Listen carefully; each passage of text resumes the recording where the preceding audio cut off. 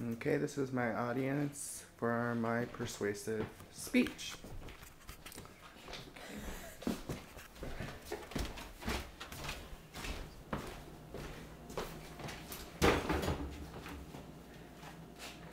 Okay, I'm going to do my persuasive speech on letting gays in the military. I believe that gays and everyone else should be accepted in the military, and it shouldn't be judged upon sexual orientation.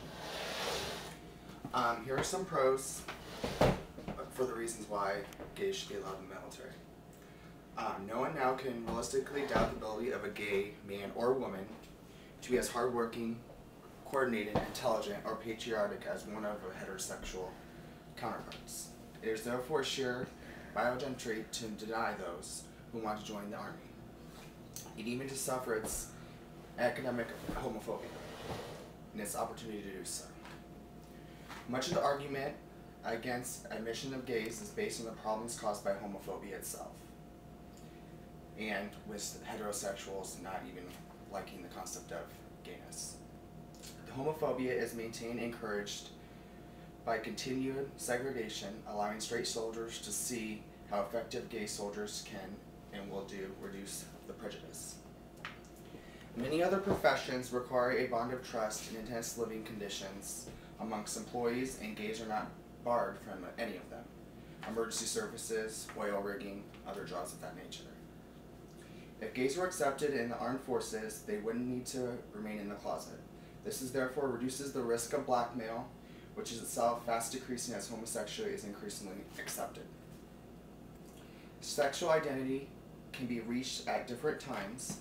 Gays and lesbians frequently only come to terms with their sexual in their late teens or early 20s, which could be long after they have established in the armed forces, which it shouldn't affect anything if they're already in there and they're performing as well as heterosexual.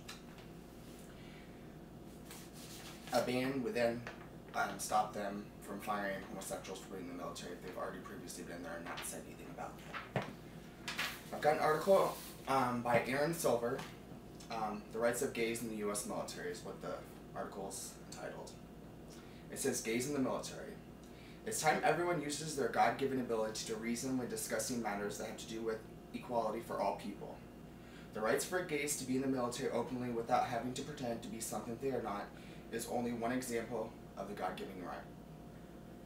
Society has expected of gays to be something they are not their entire lives. One need only look at the statistics of many countries that have allowed gays in service openly in the military for a long period of time. What has been their experiences? 3 of these countries are the most important allies: Israel, Canada, and the United Kingdom. The statistics do not bear out the fears of the damage it may do to morale of the soldiers or the effectiveness of the military. If that is truly the concern, where then is the data to support such nonsense? They in fact have been considered invaluable soldiers serving in all aspects of the military. Besides, should we gay men and women have to continually do whatever makes heterosexuals comfortable? This year, General Pace, chairman of the Joint Chiefs of Staff, compared homosexuality to adultery. If these are indeed equal comparisons, then why are people in the military that in fact commonly committing adultery at other times and not punished but still allowed to serve? Whereas a gay person is discharged without committing any dishonorable behaviors in spite of years of commemorable service that often comes to an abrupt end when they are discovered to be gay. Some people might be interested to know that it wasn't so long ago that blacks and women were not allowed to serve in the military either. The very same issue was used to justify this inequality and blatant discrimination by saying that we are allowed to serve, it would undetermine the morale and effectiveness of the military. Now, if they are allowed to serve alongside whites and alleged heterosexual male soldiers, all original fears have been disproven beyond a doubt. They have in fact gone on to serve as indispensable members of the military. We are now still faced with yet another act of discrimination that has already been disproven by many gay people that have served for many years in the military through generally inconspicuously. They've in fact served their countries above average aptitude by all accounts.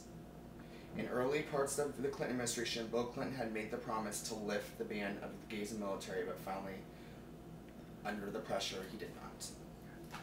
I do really think that gays should be allowed in the military. They can serve just as well as anybody else can. There's no difference, just sexual orientation and how somebody lives their life. If they're willing to risk their lives as well as anybody else, then that should be their freedom and power of choice. And that's the reason why I believe gays should be allowed in the military.